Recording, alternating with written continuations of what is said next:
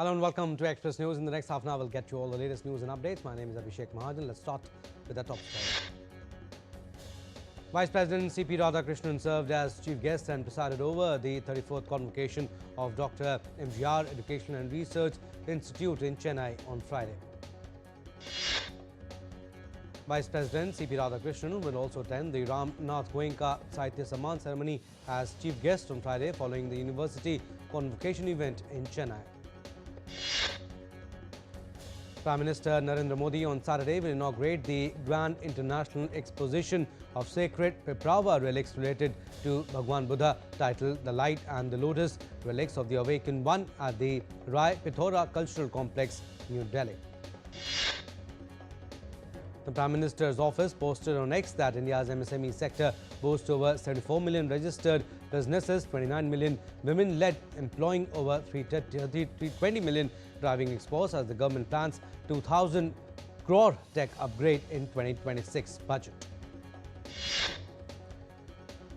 PM's office also posted on Friday that passenger vehicle wholesale surged to record 45.5 lakh units in 2025, up nearly 6%, driven by GST reductions, income tax relief to Rs 12 lakh, while SUVs dominated at 55.8%. India has achieved a milestone in its bullet train project with breakthrough of 1.48 kilometers Palghar Mountain Tunnel, Maharashtra's first, as announced by Railways Minister Ashwini Vaishnav on Friday. The Railways Minister said the bullet train project has introduced a new way of working, setting higher benchmarks for quality and technology in India's infrastructure sector. The Minister further added that the project reflects India's growing technological self-reliance, with complex machines and designs now being developed domestically. Railways Minister Ashwini Vaishnav also announced that India's first bullet train will arrive on August 15, 2027, starting operations on Surat-Bilimora section of Mumbai-Ahmedabad corridor. The Government of India has approved third tranche of 22 projects under Electronics Components Manufacturing Scheme in New Delhi, attracting over Rs 41,800 crore investment to bolster domestic supply chains and reduce imports. Union Minister for IT and Electronics Ashwini Vaishnav urged industries to focus on building sustainable units.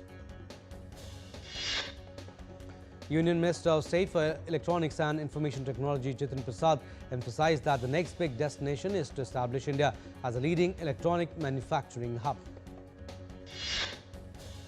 External Affairs Minister Dr. Jaishankar launched IIT Madras Global Platform on Friday, aiming for multinational status with outposts in US, Germany, Dubai, Malaysia.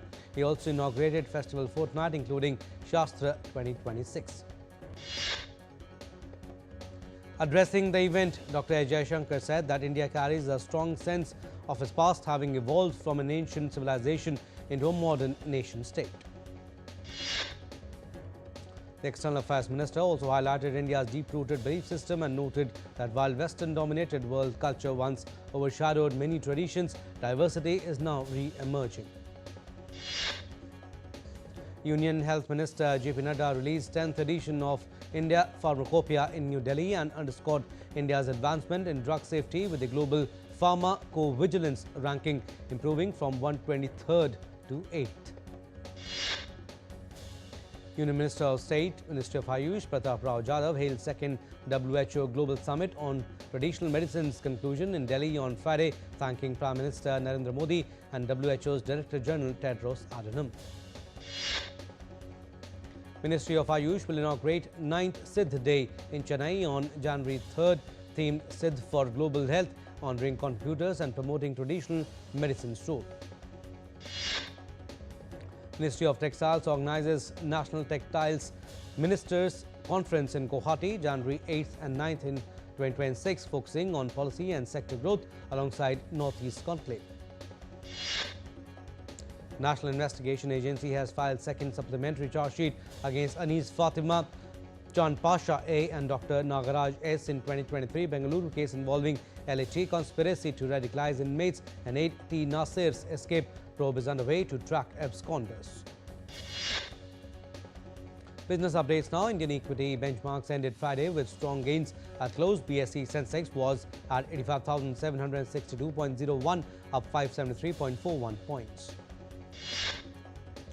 While NSE Nifty 50 quoted 26,328.55 at close, up 182 points. The Indian rupee slipped past rupees 90 per US dollar level to settle 22 paise down at 90.20 against the US dollar.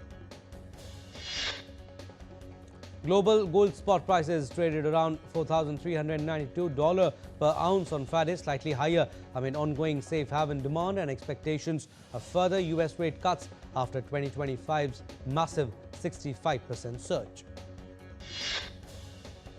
Global silver spot prices traded around $74.88 per ounce on Friday, up slightly amid sustained industrial demand from solar and electronics sectors following 2025's dramatic surge.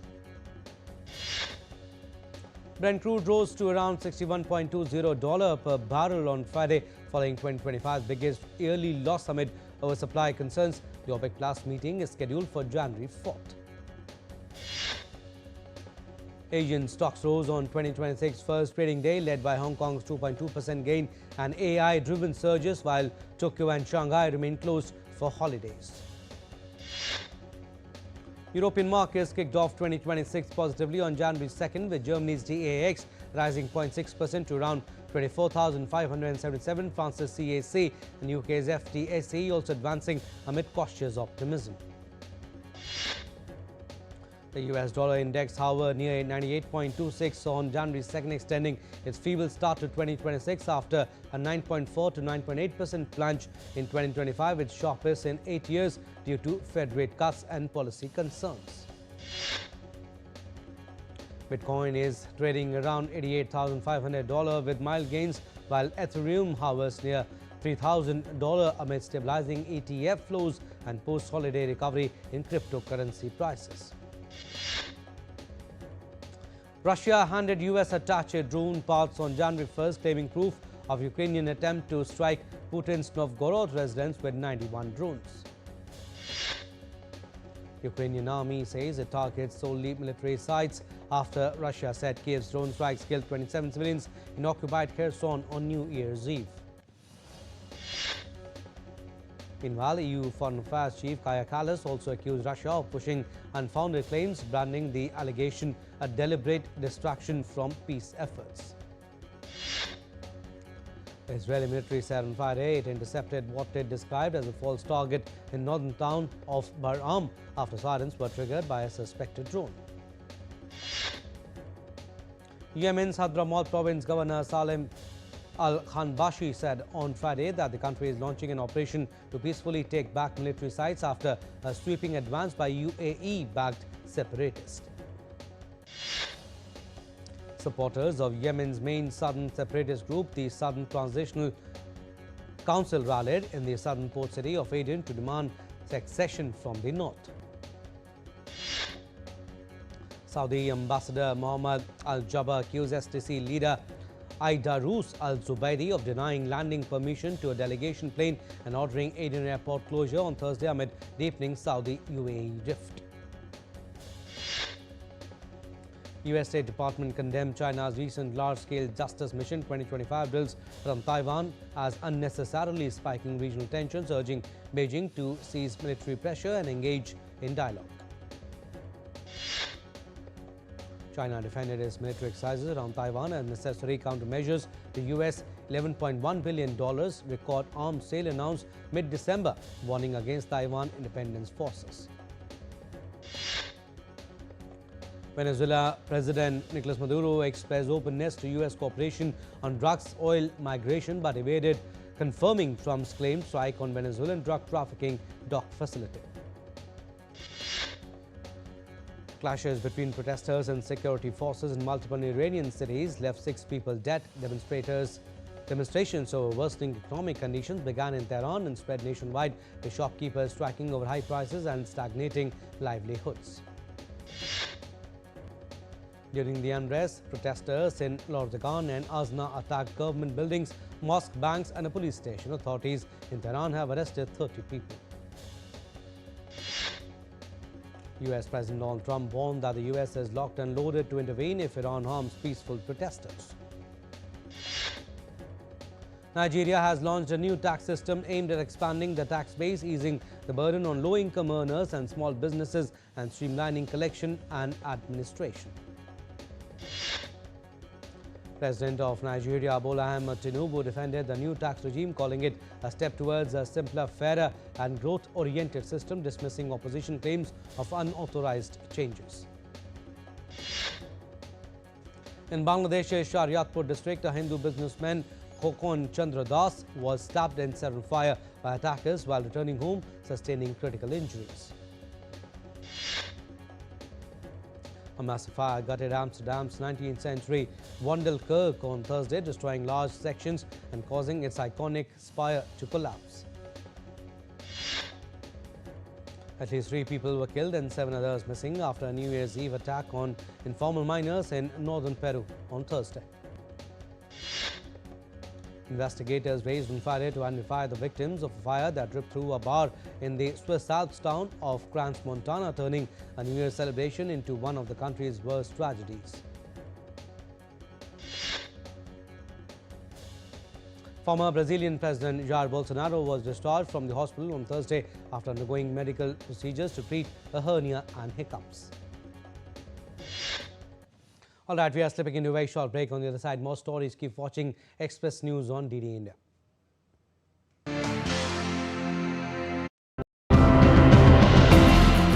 From monsoons to winters, seasons have now become unpredictable. So today, let's meet people who, despite the challenges of change, are working towards a better future.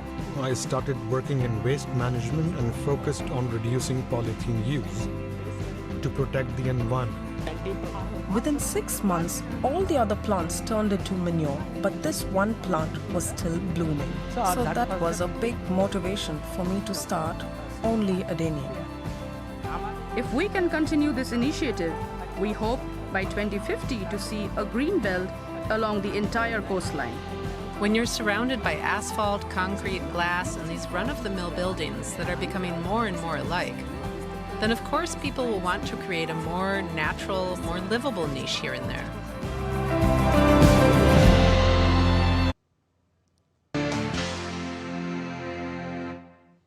Welcome back. You're watching Express News. Some more stories.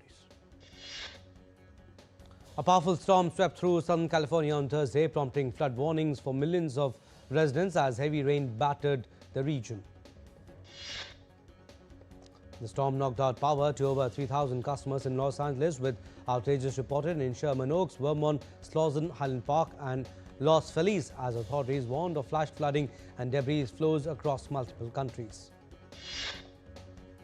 A winter storm covered landmarks in Syracuse, New York in heavy lake effect snow on Thursday, turning the city white. The National Weather Service warned of continued lake effect snow through Saturday near Lakes Erie and Ontario, cautioning that travel in Onondaga County could be dangerous. On the first day of the new year, the Turkish city also received its first snowfall of the year after falling hard in the early morning. The snowfall eased off later in the day and some people came out to enjoy the winter landscape. The cold and heavy snow have swept across much of the country. Schools in several cities will remain closed on Friday due to heavy snowfall.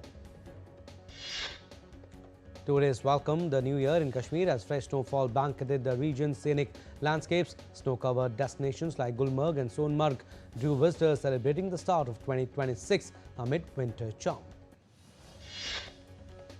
IMD has issued an orange alert for North India and a yellow alert for the Himalayas, Northeast and parts of South India. Heavy snowfall has been reported in higher reaches of Jammu and Kashmir, particularly in the Bhalesa Valley, as winter conditions intensify. The fresh snow has covered mountain slopes, affecting movement in remote areas. The Dhauladhar mountain range overlooking Himachal Pradesh's Dharamshala received fresh snowfall, transforming the landscape into a winter scene. The snow in the surrounding hills has strengthened the cold spell across the region. A thick layer of fog enveloped the city of Haridwar, Uttarakhand during early morning hours. Cold wave conditions reduced visibility as temperatures remained low across the plains. Cold wave conditions prevailed at Assi Ghat in Varanasi with fog blanketing the riverfront area. Early morning movement remained slow as visibility stayed limited. Dense fog covered the Bihar's capital city Patna as cold wave conditions persisted. Low visibility affected normal activity during morning hours. A layer of fog blanketed parts of Warangal, Telangana as cold wave conditions extended into southern India. Temperatures dipped as early morning visibility remained low. 2 Indigo flights bound for Hyderabad were safely diverted to Gannavaram Airport, Vijayawada on Friday due to heavy fog and poor weather conditions at Hyderabad's Rajiv Gandhi International Airport. Thousands lined the streets of central London for the New Year's Day parade, welcoming 2026 with music and dance. More than 8,000 performers from around the world marched a mile route past major landmarks. People in southern Senegal welcomed the New Year at the Abene festival with traditional music, masks and dance.